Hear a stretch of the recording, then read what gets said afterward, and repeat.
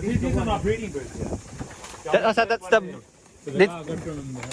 that's a breeding loop. Yeah, this is not breeding. That's a cox and that's a hen. Oh, okay. And so 6 weeks before we start training the birds, you deworm them, and then you can do them for canker, and and then respiratory. You do them for respiratory so they can breathe okay. Kupulod. Wag po ako. Buto-buto na ako. Wag mo kong kagatin.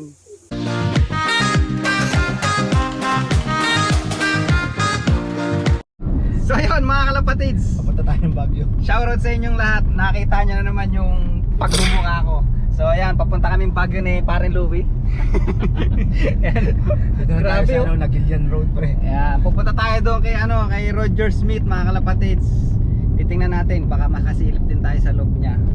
Grabe talaga Saka ano pa bang punta natin doon? Kasi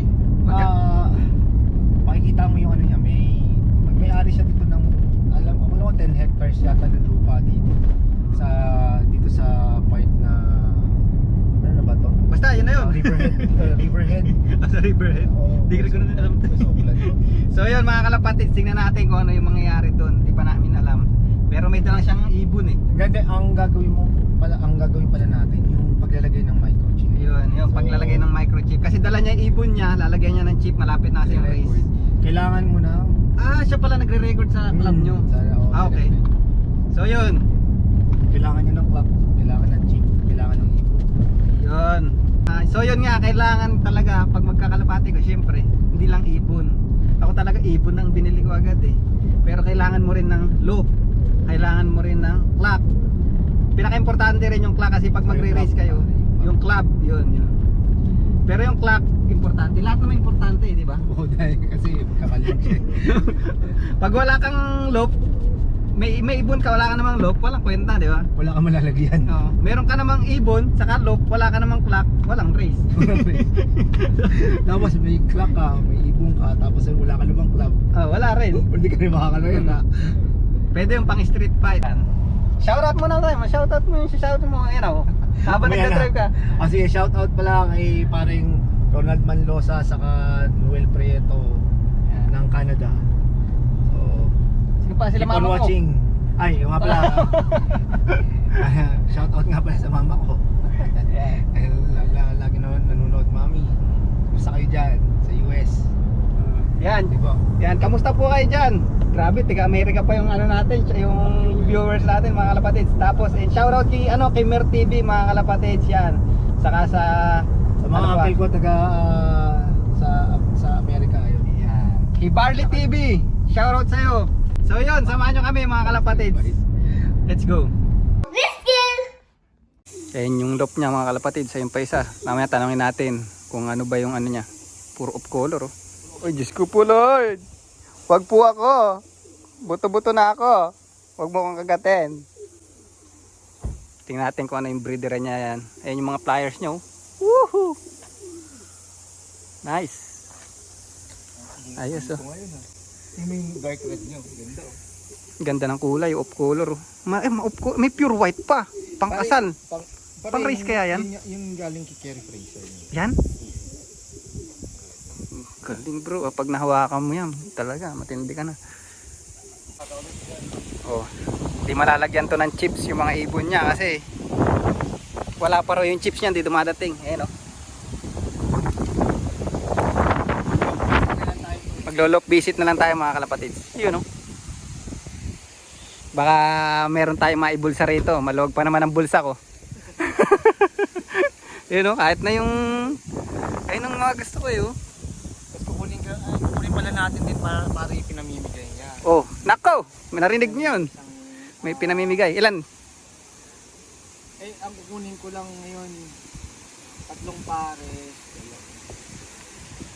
Ayos na. 4 pares saka 5 pares pa lang. 5 pares. 5 pares lang dito. Ganda magre-release muna siya dyan. Yun They know how to go home. How much training have you done with them? Oh, mga kalapatids, no? Nandito lang tayo sa bahay ni Roger Smith. Sorry Roger, I had to talk in our own dialect language. So he's the one secretary on your... No, Don is our secretary. Ah, Don. And he's the one responsible for all the Clocking. Yeah, I do all the tops and I training. do the results. And I put all the people's birds onto the tops for them. And link them up with the chips Ah, and everything. So, okay. The IT guy for Western. Really? He's Yeah. really a good mentor as well. When I started my pigeon racing last year, he gave me some advice how to do things. He keep an eye with what I'm doing, reminding me of the trainings and everything with the club. So it's really special to have someone like Yeah. Roger in a club, in a group, should I say? Yeah, Roger. I'm asking if... How many years you been pliers? Flying. I've been flying since I was 14, 15 years old. Oh my goodness. Yes, I've been in the States for Maybe quite 50, a lot of years. Yes. 40 years something, ay. Oh yes, now I'm Shucks, ay. 40 odd years, yeah. And you've been friend with those legendary in pigeon fancier in the south, right? Like Perry Fraser. Yes, all those guys. I mean, they've been flying for more years than me. Ah. They're good flyers, yeah. Who do you like? Because currently you have your local and you have your baseline of pigeons. What dominates when it comes to bloodline in your look? Well, I've never sort of gone after the bloodlines. Okay. I've just fly birds that fly, then I breed from them. Oh, so you are looking for the good result, ay. I haven't gone for any particular bloodline. I just breed. If a bird flies, then I'll pair it up and I'll breed it. Oh. But last year I went and bought some birds from Kerry because I've never flown the ultra distances like to Christchurch. I mean, I fly Christchurch, but I don't fly all the way down to Invercargill. So Kerry said he's got birds that fly that distance, the Mulmans. So I wanted to get some of those. So I bought 2 pairs from Kerry, and I've got them here, and I've started breeding from them. Okay. But unfortunately, because of COVID last year, we didn't fly through to Oh, the yeah. island like that, so I wasn't able to test them. So I've still got some birds here. I still don't know how they do on the long distance. Okay. But hopefully this year we'll get a chance to test them out and see how they go. So hopefully this year we got all bird, all long distance race, ay. Yeah, hopefully we'll go all the way through to Invercargill and I'll fly.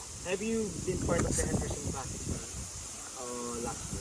Is that last year when they had the Henderson Classic? Yes, we had it last year. Well, the year before that, was it last year? I'm just trying to work out. Yes, 2019. This year we just did it from Wellington because we couldn't get through. Last year we did it and we lost all our birds. Oh. And Is that the one it with was the... bad. Yes, it was a really bad fly. The birds were released in Christchurch, and when they came up towards Wellington, top of the South Island, they had problems with rain and all sorts, and the birds got blown into the mountains. And Probably the crossing of the sea. we lost a lot of birds. Good birds. Eh? So you always flying for the young bird and old bird? Yes, I fly both Oh, okay. young bird and old bird season. Although we have got some members that only fly the old bird season, Yeah, but most people fly young bird and old bird season. yeah. For everyone to know, Roger is the one responsible for all the trainings here in West Auckland. Yeah. But So you that's the also track. accommodate other clubs as well. If they I do, want to. yes, we do. Like if we want to Our toss. club built this trailer to train with. And, Ah. This is what we.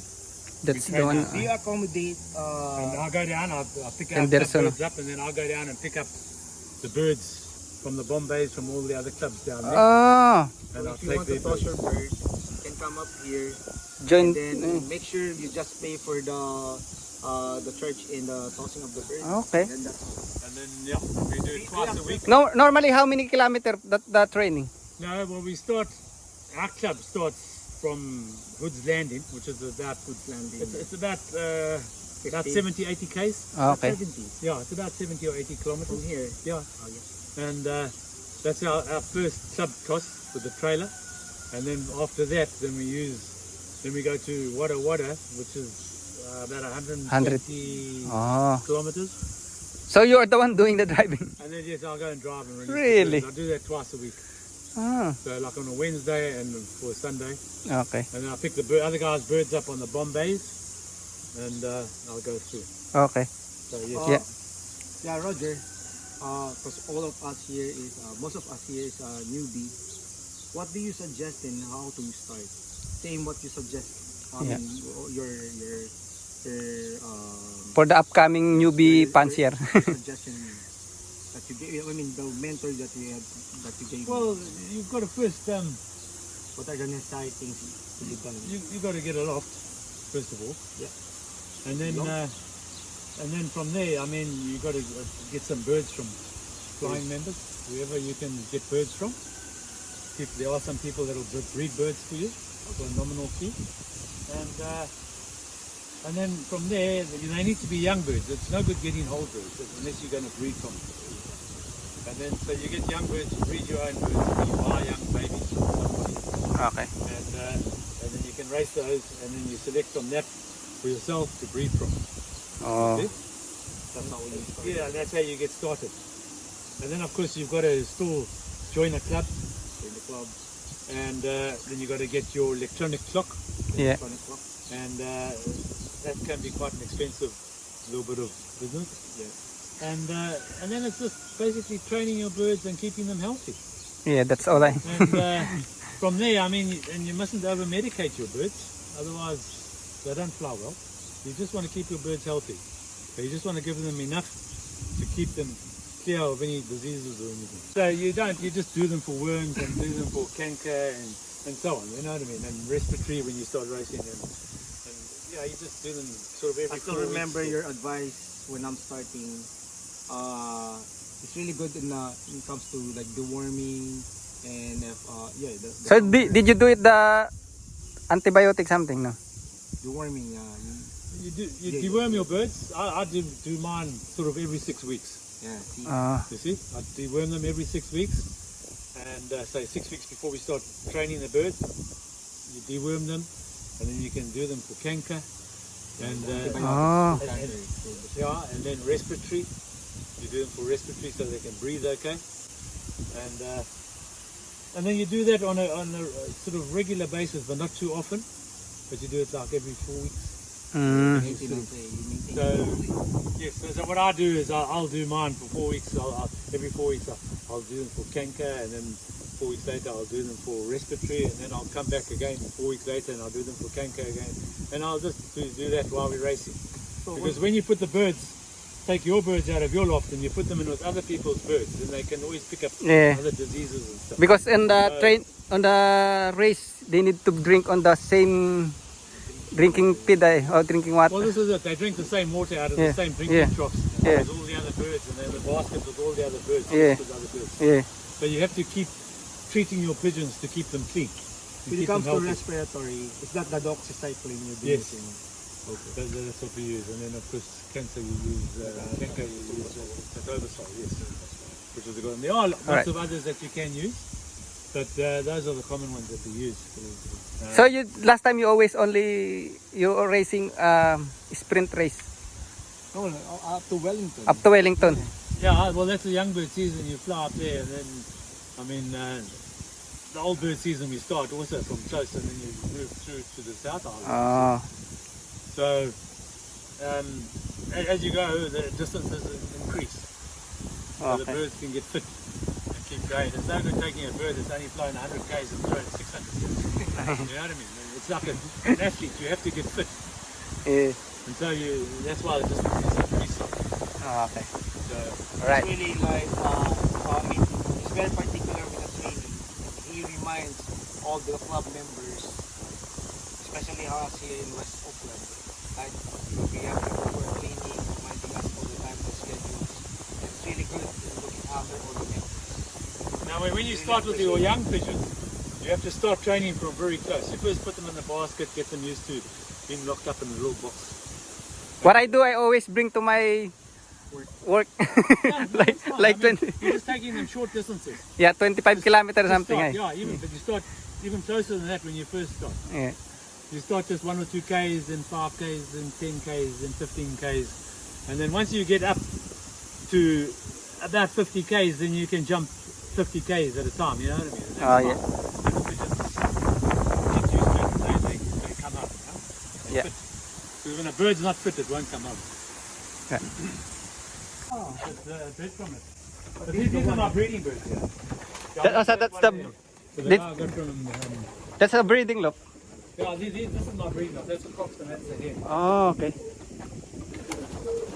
Of color, ay. Mostly of color. How about the grizzle there? Sorry? Grizzle.